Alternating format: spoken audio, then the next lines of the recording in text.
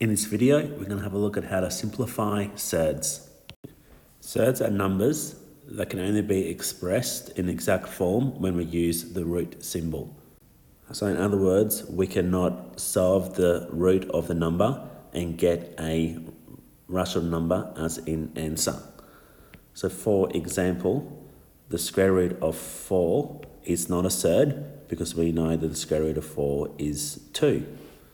Alternatively, the square root of 7 is a surd because if we were to work out the square root of 7, our answer would be equal to 2.645751311065 and so on. So when we cannot work out the square root of the number and get a rational answer, then it is going to be a surd. Now, sometimes we can simplify surds, and that is what we are going to have a look at. To help us to simplify surds, what we need to know is we need to know our perfect squares. So a perfect square is another term for a square number.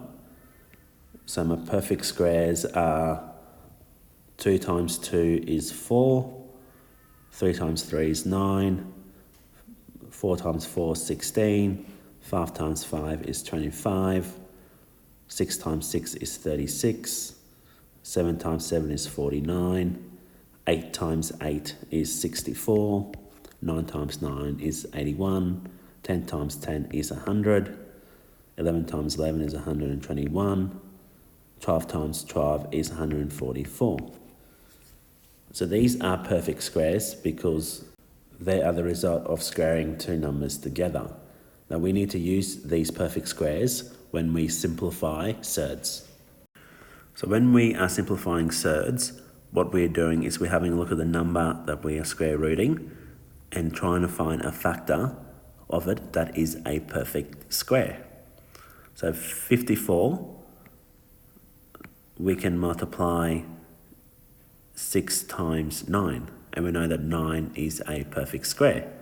So to simplify it, what we want to do is it's the square root of 9 times 6. So now that I've got a perfect square that I can actually square root, what it becomes is the square root of 9 times the square root of 6, and we know the square root of 9 is 3. So the simplified version of the square root of 54 is 3 times the square root of 6. So simplifying would only work if one of the factors of the number being square rooted is a perfect square. So that's why it's important that we know what our perfect squares are. So looking at our next example, we want to simplify 2 times the square root of 32.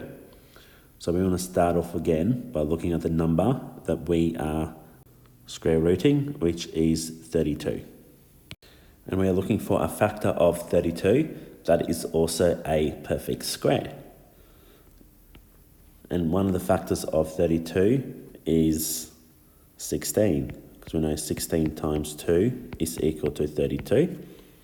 So I can rewrite my original question, and it's this time it's going to be 2 times the square root of 16 times 2, which then can be split 2 times the square root of 16 times the square root of 2, which equals 2 times 4 times the square root of 2.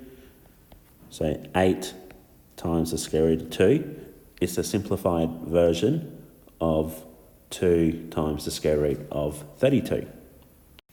So in our next example, we're going to look at simplifying the square root of 28 divided by 6. So we need to start off by looking at our number we're square rooting, which is 28, and seeing if there's any factors that are also a perfect square. So we know that 7 times 4 is equal to 28, and 4 is a perfect square.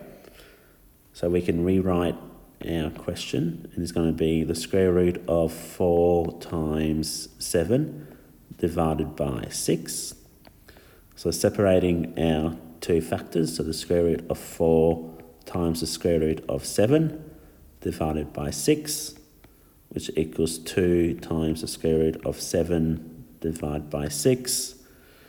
Now that I have 2 in my numerator and 6 in my denominator, I can cancel this out as 1 over 3. So my final answer for my simplified surd is going to be the square root of 7 over 3. So in the last example, I'm going to simplify the square root of 12 divided by 25, and that can be rewritten as the square root of 12 divided by the square root of 25,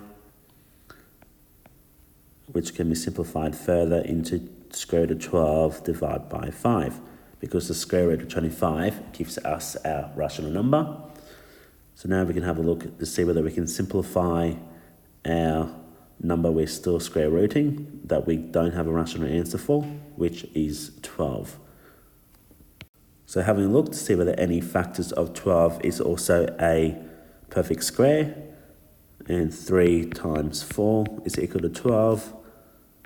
4 is a perfect square. So we can continue to simplify by going the square root of 4 times 3 is over 5, which equals the square root of 4 times the square root of 3 over 5.